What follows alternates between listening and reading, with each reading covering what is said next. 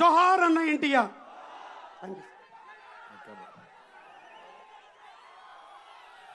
ఏ తమ్ముళ్ళు హుషారుగా ఉన్నారా?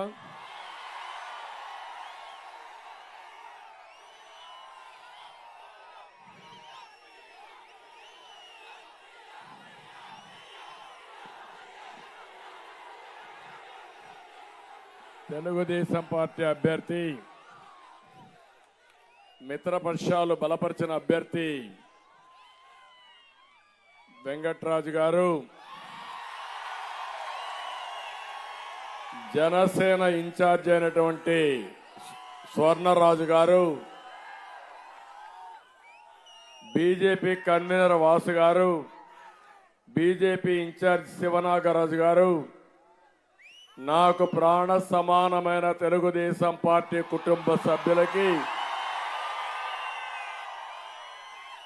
యుద్ధానికి సిద్ధంగా ఉన్న జన సైనికులకి, మేము సైతమని యుద్ధానికి సిద్ధంగా ఉన్న బీజేపీ నాయకులకు, కార్యకర్తలకు పేరు పేరున మనస్ఫూర్తిగా నమస్కారాలు, అభినందనలు, శుభాభినందనలు. గోపాలపురం ఓటర్ మహాశయులందరికీ కూడా నా అభినందనలు. మా యువతకు ప్రత్యేకంగా నా ఆశీర్వాదాలు. మా తెలుగింటి ఆడపడుచులకి మనస్ఫూర్తిగా అభినందనలు, శుభాభినందనలు. రాష్ట్రంలో ప్రజాగళం గర్జిస్తా ఉంది. ఈ ఊరు ఆ ఊరని లేదు, అన్ని ప్రాంతాలు ఒకే తీరు. ప్రజాగణంలో ఇప్పటికే మీరు చూస్తే ఇది 19వ మీటింగు. రాత్రింబగళ్ళు కూడా కాదు, మండు టెండ కూడా లెక్క పెట్టుకోకుండా మీరు చూపించే సంఘీభావం, మీ అభిమానం నా జీవితంలో ఎప్పుడూ మరిచిపోలేనని మరొకసారి మీ అందరికీ విజ్ఞప్తి చేస్తున్నా. వచ్చే 39 రోజులు ఇంకా జోరు పెరగాలి, స్పీడ్ పెంచాలి, ఫ్యాన్ తుక్కు తుక్కు అయిపోవాలి. పనికిరాని ఆ తుక్కును డస్ట్బిన్ లో పడేయాలి. సిద్ధమా తమ్ముళ్ళు అని మిమ్మల్ని అడుగుతున్నా, సిద్ధమా తమ్ముళ్ళు అని మిమ్మల్ని అడుగుతున్నా, సిద్ధమా ఆడబిడ్డలను మిమ్మల్ని అడుగుతున్నా. అందుకే అందరినీ ఆలోచించమని కోరుతున్నా.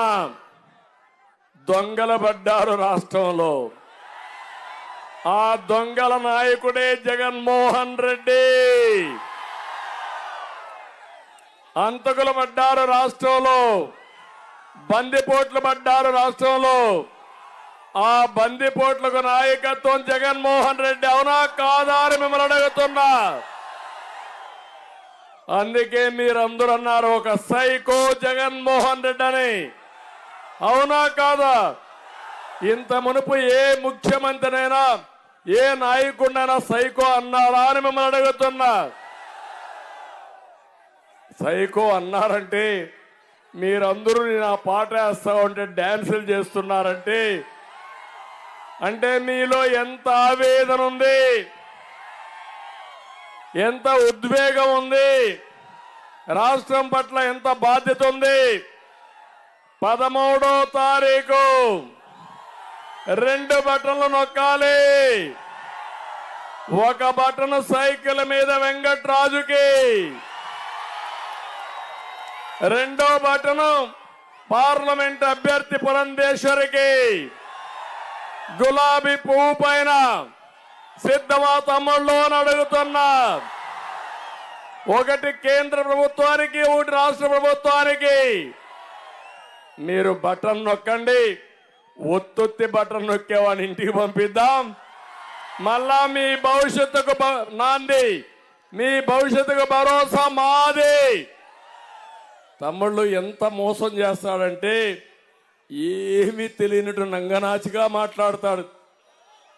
ఈరోజు నేను చెప్తున్నా, మేము సిద్ధమని తిరుగుతున్నారు. ముందు సిద్ధమన్నారు, పెద్ద పెద్ద హోర్డింగ్లన్నీ పెట్టారు. ఇప్పుడు